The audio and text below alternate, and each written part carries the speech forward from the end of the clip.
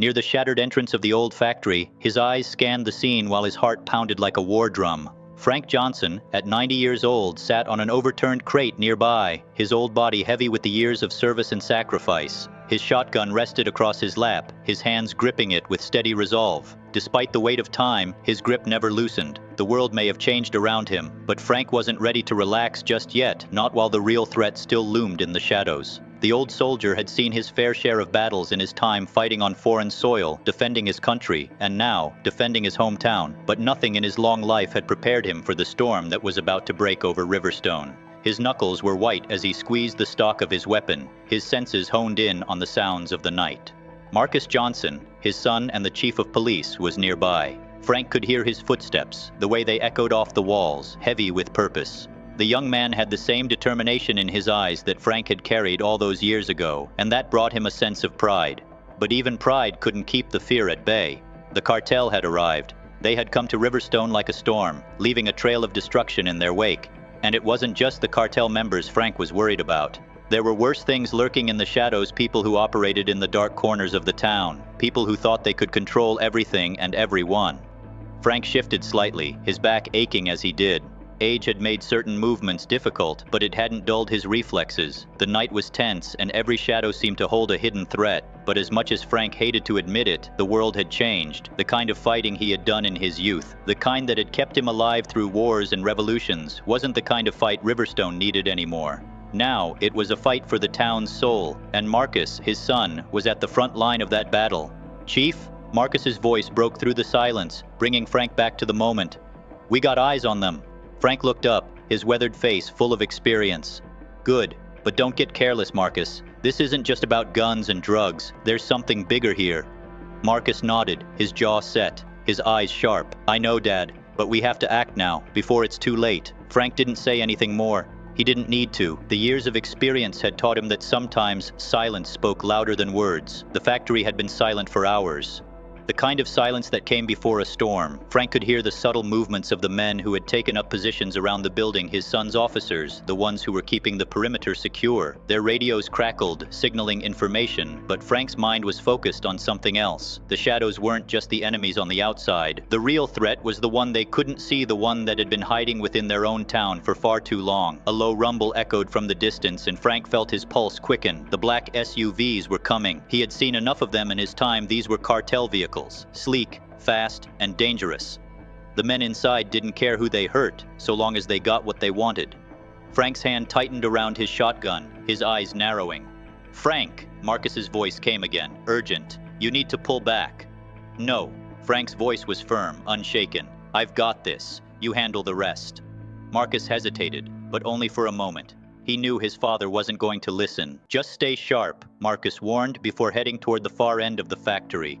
Frank didn't watch him go. He knew Marcus was more than capable. He had trained his son to be a fighter, to be strong in the face of danger. But that didn't make him any less worried. The night air was thick with tension, and Frank's senses were on high alert. He could feel the vibrations of the approaching SUVs in his bones. He knew what was coming. He had seen it before. The cartel was ruthless, and they wouldn't stop until they had everything under their control. Suddenly, there was movement. Shadows darted from the darkness, and Frank's grip tightened on the shotgun as he shifted to a crouching position, scanning the area. It wasn't just the SUVs he was worried about anymore. There were men, armed and ready, surrounding the perimeter. The cartel had arrived, and they weren't here for a friendly chat. A shot rang out from somewhere in the distance, and Frank's instincts kicked in. He was already moving before he could think. The shotgun roared in his hands, sending a blast of fire toward the approaching threat. The first man went down, but Frank didn't wait to see if he was dead. He was already shifting his focus, moving like a soldier in battle, every movement calculated and precise. Marcus's voice came through the radio. "Dad, fall back, we're not ready for this." Frank didn't respond. His instincts were sharper than any orders. He was used to working alone, used to making the tough calls. And this was his fight, his town. He had defended it once, and he would do it again. As the battle intensified, Marcus's team moved in, trying to flank the enemy. Frank could hear the radio crackling with updates, but he didn't need to listen. His eyes were locked on the men moving through the shadows. The black SUVs were close now, but so was the danger that Frank had been preparing for his whole life. He knew how to handle himself in these situations. He had fought battles on far bigger fields. The night exploded into chaos, gunshots ricocheting off the walls, and men shouting orders in a language Frank didn't care to understand. He moved quickly, methodically, always too. His experience was his greatest weapon. Even at 90, he could still move faster than most men half his age. Marcus's voice came through the radio again. "Dad, you need to get out of there now." Frank's chest heaved, but his determination never wavered. "Not yet, Marcus, not yet." And then, the first SUV screeched to a halt in front of him. The doors opened and men piled out, guns raised. Frank didn't hesitate. He fired again, dropping 2 men before they could even take a shot. But the third man was faster. Frank ducked just in time, the bullet grazing his shoulder. Pain shot through him, but he didn't flinch. He fired again, the shotgun roar deafening, taking out the last of the attackers. His heart pounded, but Frank didn't stop to check the bodies. He was already moving again, making his way toward the rear of the factory where Marcus was waiting. By the time Frank reached his son, the fight had died down. The men were gone, either dead or scattered into the night. The cartel was on the run, but Frank knew this wasn't over, not by a long shot. "We did it, Dad," Marcus said, his voice tight with relief. Frank nodded, but didn't say a word. His chest ached from the adrenaline, but the pain in his shoulder was a reminder that this fight, like all others, came with a cost. Still, Frank knew they had won for now. The next morning, Riverstone began to breathe easier. The cartel had been dealt a blow, and for the first time in years, the town felt safe. The streets were quieter. The people smiled more. It wasn't the end of the war, but it was a victory. Frank walked down Main Street, nodding to familiar faces, shaking hands with neighbors. "You did good, Frank," someone said. "You saved this town." Frank shook his head, his eyes twinkling with something other than pride. "I'm just a stubborn old man," he replied. But as he turned the corner, he saw Ellie waiting for him by the park bench. He sat down beside her, and she smiled.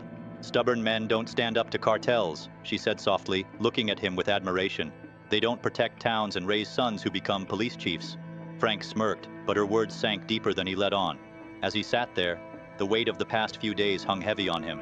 They had fought, they had won, but Frank knew trouble always came back, and when it did, the Johnson family would be ready.